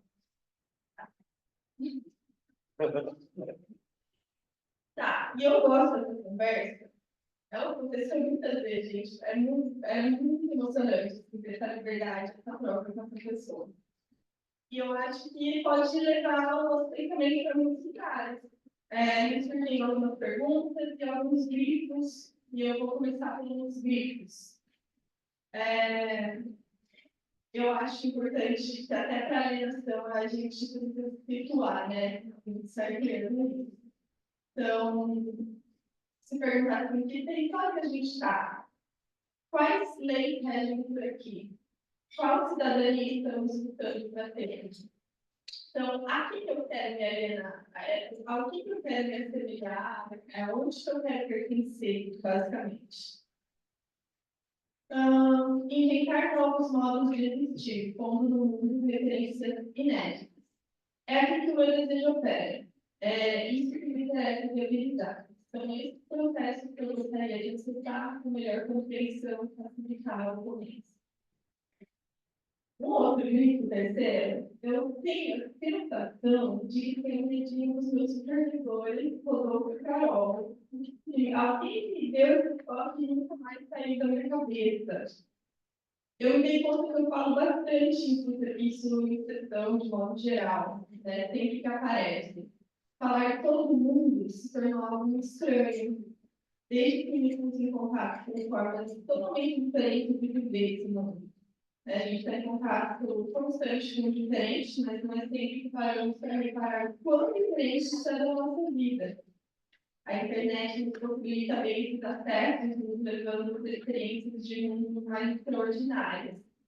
Mas, se pararmos para observar bem, as pessoas vivem experiências muito únicas. Né? Falar de rotina, por exemplo, é tão genérico e estranhamente familiar. Mas você reparar de pertinho rotina, o modo de viver de uma pessoa, vai entender que é radicalmente diferente do que você está chamando de rotina. A intimidade, ela devasta essa ilusão de homogeneidade. Né? Por exemplo, você entrar no quarto de um desconhecido seu pela primeira vez, inaugura ali uma história e um modo de vida que certamente, se olhar com cautela, terá novidades para contar, por mais que a casa que seja. Quarto grifo, que existem muitas formas de fazer a mesma coisa. Isso é outra coisinha que mudou bastante minha forma de estar e viver o mundo. Eu acho que essa coisa toda de adotar um referencial absoluto, ideal, nos põe numa situação de comparação muito injusta. Existem muitas formas de realizar a mesma tarefa, seja a mais rotineira. É injusta porque é assumido um ideal único e abstrato posto em relação direta com o possível e real. E ainda assim se apresenta com um poder suficiente para validar modos diversos de se viver, desencorajar-os a ter a experimentação e se soltar para fazer com outros desacair, vai vir mais tarde, ao falar de experiência, brincar de ser outras coisas. O último grifo essas referências não são regras absolutas. Eu acho interessante falar em referências, eu acho importante resistir à tentação de organizar e padronizar o mundo na sede de compreendê-lo. Aqui eu não posso deixar de referenciar o que chamamos de ídolos explicativos e os de seriedade. E as perguntas que ficam, né? Que acho que eu melhorei a pergunta dela, mas de vocês, chego eu, nas próprias perguntas. Se alguém quiser responder, então, ao invés de perguntar, fiquem à vontade. A alienação me parece muitas vezes um ponto ao pertencimento. Suponho o normal e dentro dele sou protegida. Isso ajuda a projetarmos uma maior segurança, quer dizer, nos protege do desconhecido, do indeterminado, torna essa conduta equivocadamente previsível, né? Então, eu prevejo que, sendo dessa maneira, serei bem recebida pelos olhos dos outros. Além de, claro, não ser responsável por isso, que sou, uma vez que apenas cumpro uma regra. Isso, de fato, é gerador de segurança ou pode ser fator de insegurança também? Por exemplo, seria o caso, né? Se o que eu vivo é diferente desse ídolo comparativo, desse normal, me tomarei como errada, inadequada, deslocada de todo mundo e desprezível aos olhos dos outros. Sinto que tem um envolvimento importante do reconhecimento nessa trama toda e me pergunto como que ele se relaciona com a atitude alienada. Quais outros meios permitem uma expressão mais segura de si? Cultivar em relações que promovem a aceitação, que se tem interesse pelo diverso, pode favorecer uma expressão mais criativa da liberdade? Eu acho que sim, mas eu continuo. Até que ponto? O mundo que vivemos facilita, de alguma forma, dificulta manifestações criativas da liberdade. Eu acho que essa coisa seria uma coisa um grito final. Expressão criativa da liberdade. É isso.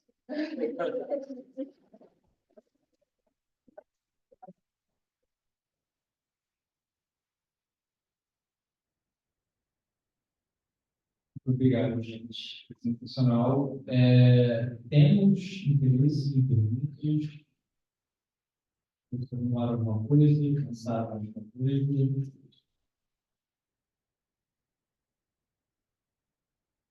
Ninguém? Temos uma? Mais?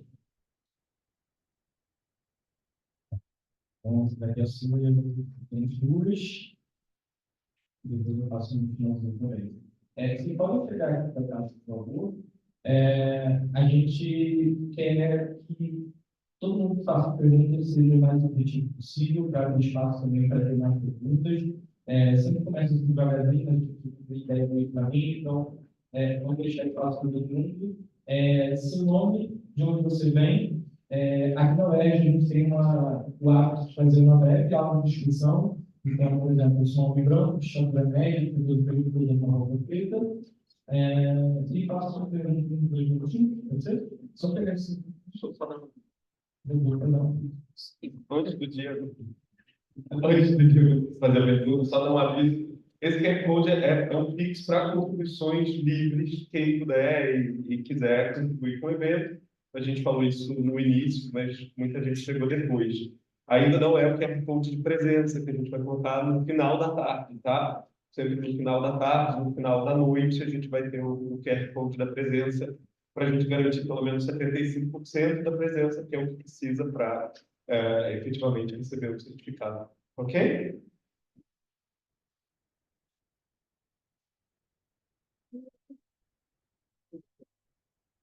Boa tarde, meu nome é Diego, sou estudante da Pós de Saúde Social, e eu sou um homem negro, cabelo cacheado, grande, usando uma camisa laranja, uma bermuda preta, tênis preto, meia preta, uso óculos e...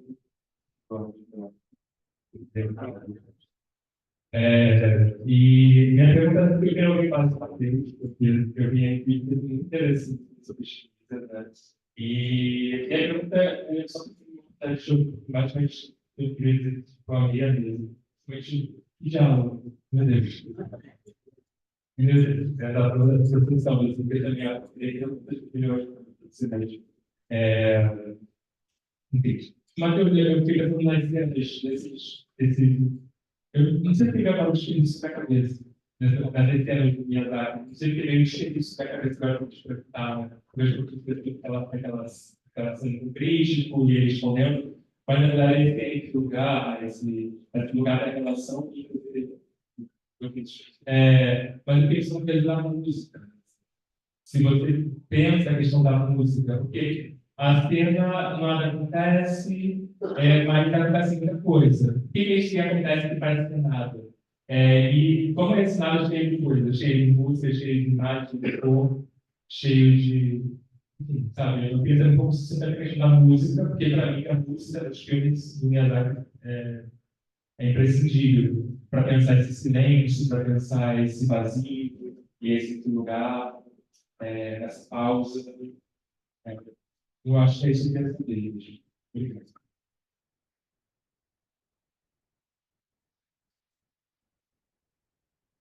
Sou Paula, sou geógrafa, a gente paraquedas, e não paraquedas não, me interessa a gente governo.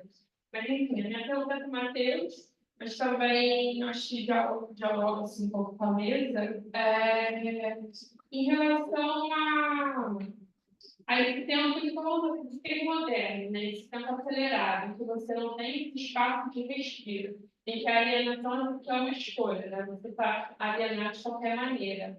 Como que esse tempo fica moderno se relaciona com o Marx, a sua dissertação faz já algo? Desculpa, não me descrever, né? Sou uma mulher branca, tenho cabelo curto, vestido branco, extremamente.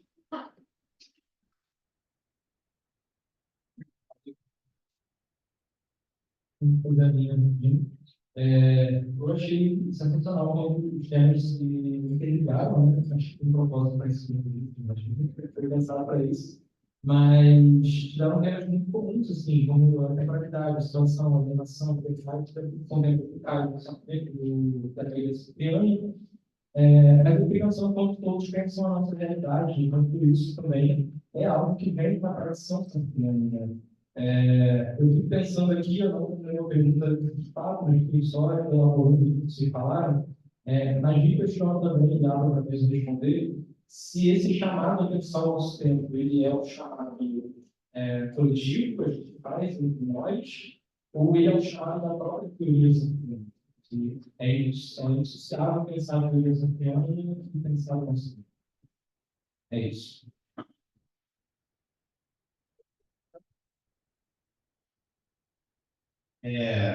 Boa tarde, pessoal. Obrigado pelas perguntas. Qual o nome da qual o nome?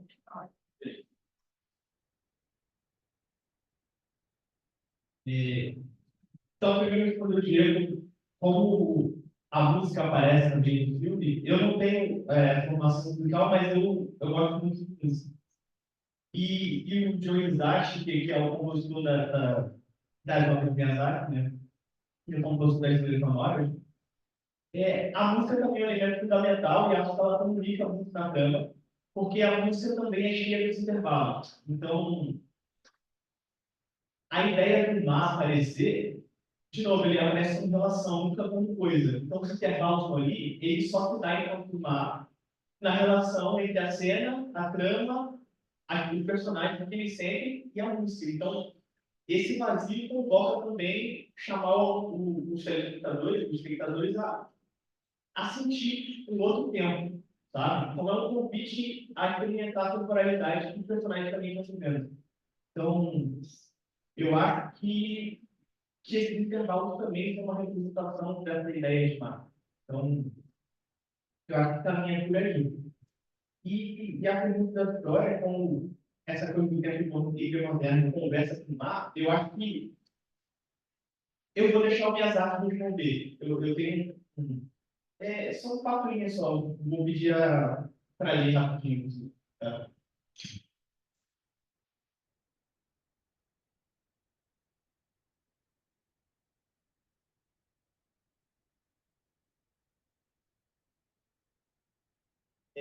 No documentário, em Sonhos de Loucura, de 2013, os produtores acompanham o Miyazaki, o time Miyazaki e do Takahata na produção dos dois filmes, né? Vidas ao Vento e Conto da Princesa Caveira. E numa desses dias do Miyazaki, pergunta assim, como que ele faz, assim, e ele responde eu acho que vai, a gente pode ficar sua pergunta. Ele fala assim, eu tenho meu ritual diário. Todos os dias eu uso uma escova de massagem, me exercito, tomo banho, vou jogar lixo, tomo café, então venho para casa e como. Isso toma 3 horas do meu dia, talvez mais. Mas é a realização da minha vida. Nesse intervalo eu vi o mundo. Como notando como a série começou a mudar, vou imaginando o que aconteceu com alguma pessoa. Vou notando a mudança de preço, é aquilo que eu vejo. Eu acho que essa relação que minhas artes faz é voltar para a gente se apontar para as coisas juntas, assim, para o dia a dia. Então, acho que essa temporalidade do capital, ela deixa de fora esse cuidado que a gente tem que ter com as coisas que são do dia a dia. Então, acho que tudo muda mesmo. E eu acho que isso combina também com a ideia de a cronologia, do existencialismo, de não separar assim, a gente do mundo, né? Então, o mundo concreto, eu acho que também opera nessa medida. Então, eu acho que esse diálogo se dá aí também, de propor uma outra percepção do tempo.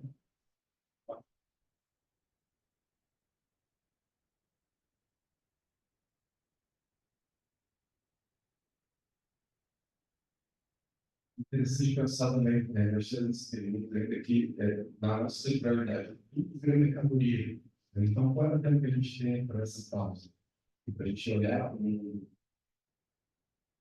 não tem, assim, e tem um negócio que, hoje, são redes sociais, é a barra de rolagem de período. Então, buraco negro na vida das pessoas. Né? Então, o tempo que a gente tem, a gente vai ter isso. A gente não olha mais para o outro. A gente não olha para a gente olha para o tempo. E tem sempre alguma coisa depois. Então, é uma fuga isso mesmo ali, uma tentativa de uma fé, de não lidar com essas próprias questões. Né? Então, eu acho que isso tem diretamente a ver com a nossa mentalidade, que é a mentalidade mental. A pergunta que o Daniel fez, vê se foi mais ou menos isso. A questão de engajamento no nosso tempo histórico, se é inerente à teoria ou se é a gente tem que fazer coletivamente. Pois é, nada agradável, né? É sempre o que a gente faz com as coisas. É isso, tem gente que tenta usar SAP, como anteriormente, para justificar o tipo de ideologia liberal. Que engajamento é esse? Nenhum, né? No sentido de pensar um mundo diferente, como a Letícia colocou, como é que é? Brincar de ser outras coisas. Dadaísmo, pegou, né? Então, inventar novos modos de existir, usar nossa potência criativa. Então, isso não veio hoje, dentro dessa lógica. Então, é preciso que se saia dessa lógica. Como fazer isso? E aí, volta aqui, articula com o que eu trouxe. Né? Através do estudo. Aí está a potência. A junção de todos em um grupo, e aqui nós somos, enfim, não somos um grupo exatamente, né? Nós podemos formar grupos a partir dessas experiências. A totalidade do grupo é maior do que a soma das individualidades. Né? E daí a gente chega a massa. É a desta totalidade. Né? É claro, a partir do engajamento individual, a gente adere ao grupo, a gente forma, a gente funda o grupo. Agora, tem uma questão que é assim, e não é só da nossa temporalidade. Questões coletivas precisam ser respondidas com soluções coletivas. A gente está muito viciado na ideia do individualismo. E isso aparece muito aqui. Não só, como fez pensando em seus outros pacientes, olha aqui, para chamar o paciente, não é de paciente. Analisante. Eu fico sempre assim, pensando em qual palavra que é a melhor. Fico sempre na dúvida, assim, analisante, achei bem legal. Assim. Bom, não só o analisante aparece, analista. E como é que a gente não leva isso para quem? Então, se a gente for pensar na suspensão, né, e o que significa a nossa abordagem do ponto de vista da abertura existencial para novos possíveis, novos modos de existência possíveis, e, portanto, a clínica política, né, é importante que a gente pense nisso também. O problema, as questões não começam e não terminam com os indivíduos. Eles estão dentro de uma temporalidade. Então, não tem conjunto isso. Por mais que hoje a sociedade com mais interação possível, né? Redes sociais, o tempo inteiro, relações instantâneas e tão rasas. Por que hoje a gente tem aí tanta gente na solidão e podendo falar com todo mundo, que a gente não fala com ninguém, e podendo estar no momento, inclusive do ponto de vista assim, né? Aqui. Por que não estar aqui? Por que não estar no diálogo? Mexendo no celular? Não está. Está em tudo. Isso acontece não só aqui, na sala de aula, se puder. O cara está atendendo, se for online, mexendo no celular do lado. A gente tem que parar para pensar nisso. Então, isso faz parte da questão da temporalidade. A gente tem que implementar.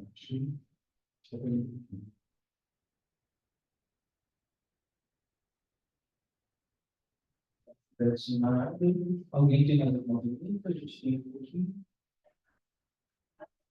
Oi? Pode? Você quer que eu fale? Tá bom. É importante não É importante que a gente está gravando o progresso. Então, a sua voz vai sair. Se você falar. Não, pode tudo que a gente deve estar fazendo. só.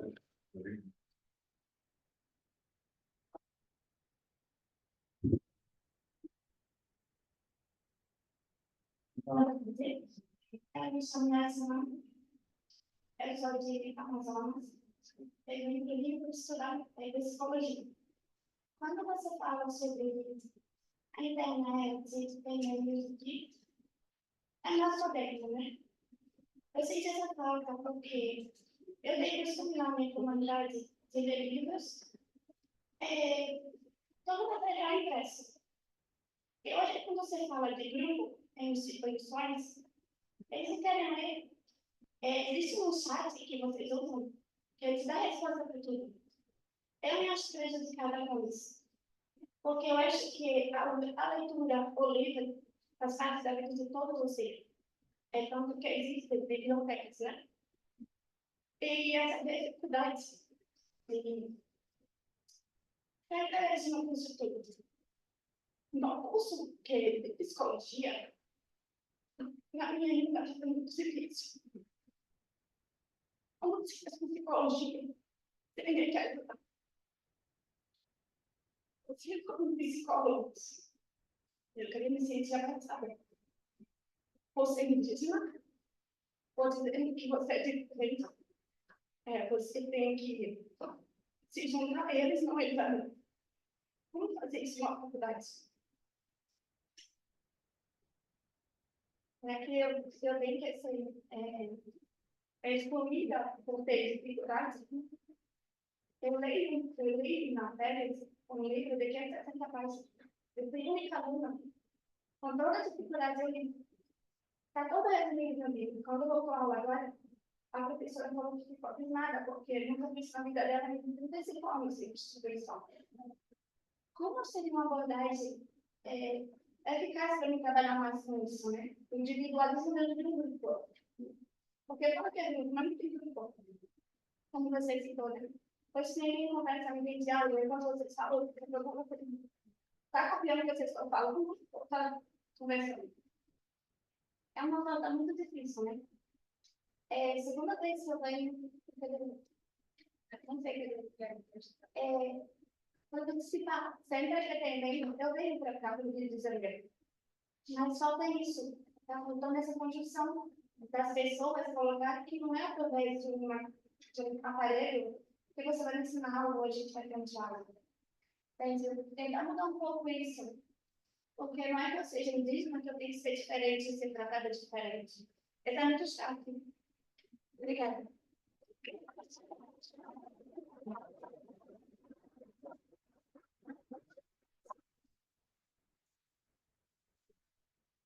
Obrigado. Acho que você faz uma questão para todo mundo, uma questão para o nosso tempo. Né? Eu não tenho que morrer sozinho de responder, né? Mas eu acho que a gente pode buscar juntos essa resposta. Né? E eu acho que é exatamente sobre isso que você está falando. Né? Como a gente pode pensar uma alternativa, se a gente está pensando em novas formas de decisões possíveis, como é que a gente pode fazer para a gente já ter um pouco esse senso de comunidade, esse pensar a autoridade, uma relação médica com o outro? Então, se alguém está precisando de ajuda, dentro da faculdade de psicologia, a gente lida com questões humanas, essa é uma questão humana. E aí, como é que faz? Né? Então, acho muito pertinente a gente trazer isso no debate. Né? E aí, novamente, problemas coletivos precisam de soluções coletivas. Então, o que resposta que a gente vai dar para ele? Né? Isso é cuidado. Né? Eu acho que bem aberto, sim, e muito potente assim, se trazer isso. Né? Não sei, alguém quer tentar responder essa questão? Você é daqui, da UERJ? Não.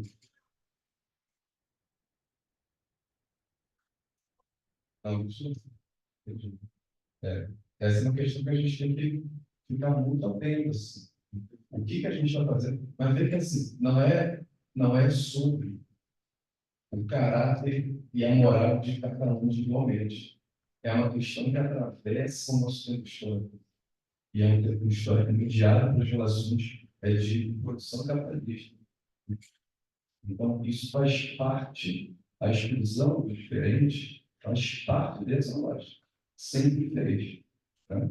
Então, assim, não só as comunidades indígenas, o próprio lugar da mulher foi colocado ali para, olha, vai ser produção de automóvel, né? Papel do negro. Então, o capitalismo foi montado em cima do racismo, da misoginia, do patriarcado, exclusão de todo aquele que não era considerado o sujeito moderno, e que é branco, europeu, cis, heteronormativo, né? Colonialista. Então, todo mundo que foge a esse padrão é alvo, pode ser um alvo, ou excluído.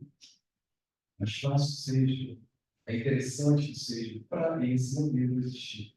Está dentro da lógica de reprodução do modelo capitalista. E é importante a gente falar essa palavra, citasmo. A gente fala do nosso tempo histórico, né? As dinâmicas societárias. Gente, tem nome para isso, capitalismo. Às vezes a gente tem medo de falar, porque, não, já acabou minha filha, né? Cara, o que está em foco aí é esse modelo. E ainda começa a gente está falando de Sartre, assim, que Sartre falou muito claramente para todo mundo, não podemos esquecer. Olha, a filosofia do nosso tempo é o marxismo.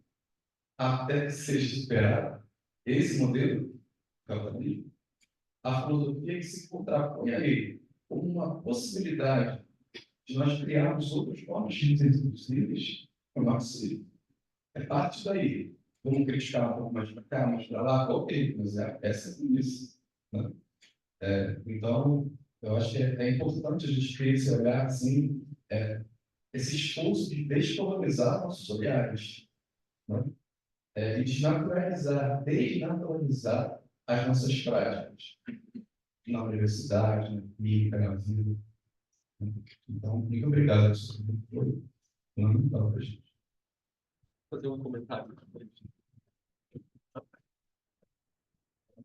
Já que o Alex perguntou se alguém queria contribuir, vou tentar colocar só um pouco do que o Alex disse e acrescentar só isso, né? Assim, acho que a lógica do capital, que consegue transformar, inclusive, um pensamento anticapitalista, como um pensamento sartreano, como está um pouquinho em cada fala aqui, né? Numa perspectiva neoliberal, como se o que estivesse em voga fosse a liberdade do indivíduo, né? Ela também, a Sueli Carneiro vai falar isso, né? Que o capitalismo ele vai encontrar pessoas de sucesso em todas as minorias para dizer que elas conseguiram chegar lá. Então, não existe uma estrutura que dificulta o acesso, que é só uma questão de empenho individual, né? E a gente sabe que isso não é verdade, né? Ao mesmo tempo, não dá para a gente colocar tudo no espaço do grupo.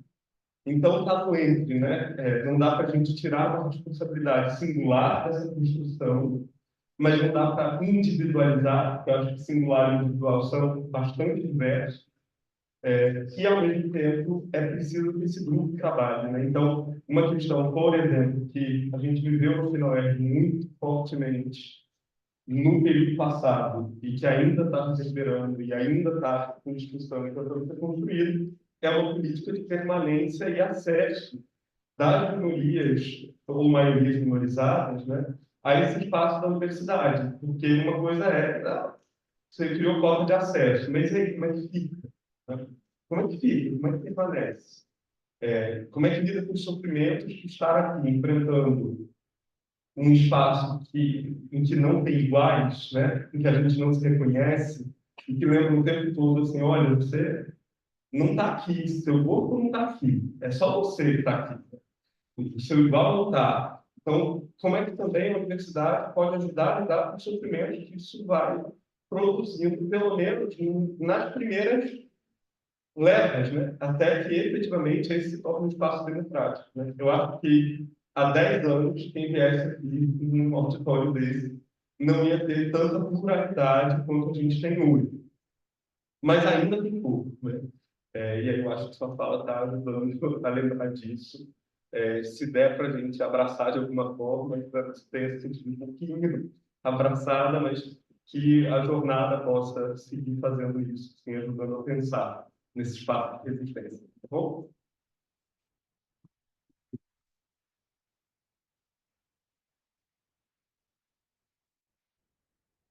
Gente, só para corrigir a falta de educação, eu comecei a falar e não agradeci. Então, muito obrigado por 20 anos, para todo mundo que está aqui hoje. Achei importante a gente pensar na sociedade e assim, a nossa prática clínica a partir disso. Né? Então, desculpa a falta de educação e obrigado pelo convite.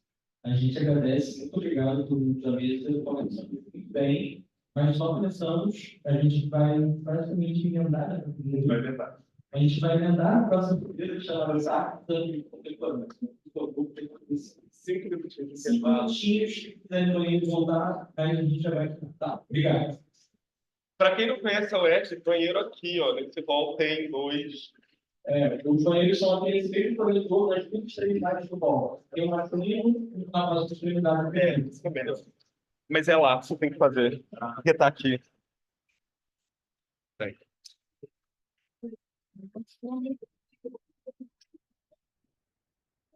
Encerra. Aí